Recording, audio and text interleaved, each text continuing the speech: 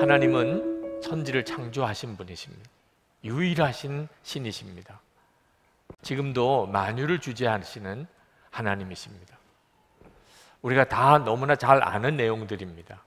근데 이 시편 99편은 그 하나님의 속성 중에 하나님의 거룩하심에 대해서 말씀하고 있습니다.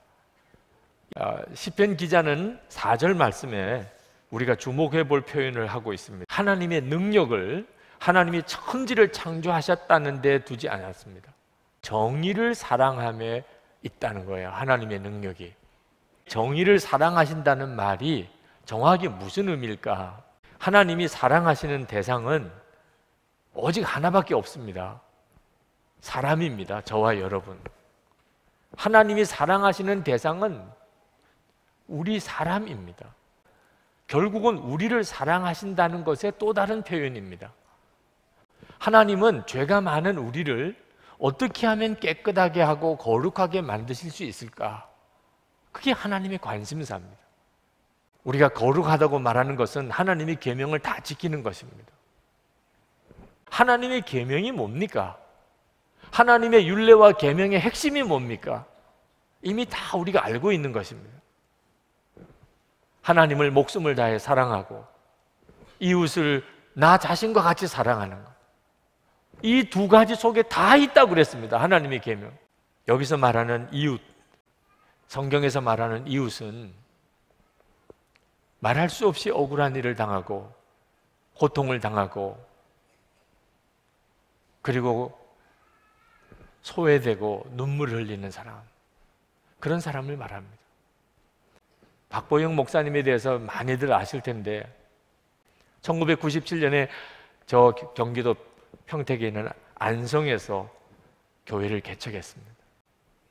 한 번은 의붓 아버지와 의붓 오빠에게 어려서부터 성폭행을 당했던 여자아이를 그 공동생활에 들어오게 했습니다. 그런데 중학교 3학년 되던 때 그 의붓 오빠가 군에서 휴가를 얻어서 나왔는데 열흘 동안 그 의붓 오빠와 같이 지내다가 몹쓸 성병에 걸렸습니다. 너 도대체 어디서 이런 일이 일어났냐? 추궁을 당하는데 그냥 불쑥 거짓말하는 게 목사님에게 당했다는 거예요. 목사님이 그 아이를 만나보니까 있는 그대로 이야기하면은 사람들이 다 자기를 버리고 사람 취급 안 하고 그리고 학교도 다니지 못할 것 같아서 그랬다 그러는. 그래, 그러면 끝까지 내가 그랬다고 그래라. 그런데 이 아이가 너무 마음이 가책이 되는 겁니다. 그래서 결국은 학교에서 사실을 있는 그대로 자백했습니다. 그래서 목사님에게는 혐의가 벗어졌어요. 사람들이 목사님을 다 너무나 훌륭하게 보기 시작했어요. 그렇지만 교회 안에 문제가 생겼습니다.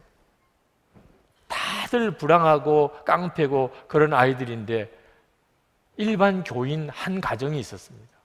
그 집사님이 찾아와서는 그 여자아이를 내보내라는 거예요. 만약에 그렇지 않으면 우리가 나가겠다는 거예요. 목사님은 고민이 됐어요. 그리고 기도하는데 하나님께서 마음에 답을 주시더래요.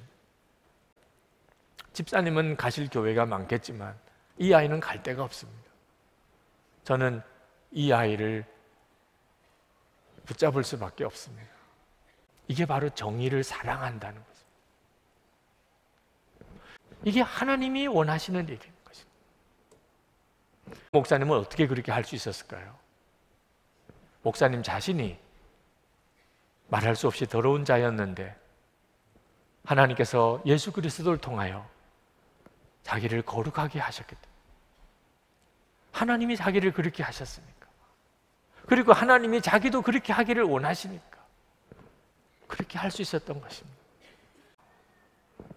억울한 사람, 고통당하는 사람,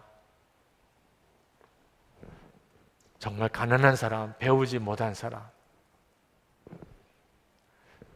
그들을 주님의 마음으로 품고 나인 것처럼 그를 사랑하고 그들의 눈에 눈물을 씻기고 그들을 온전히 바로 세워주고 우리 사회가 그런 사회가 되도록 노력하는,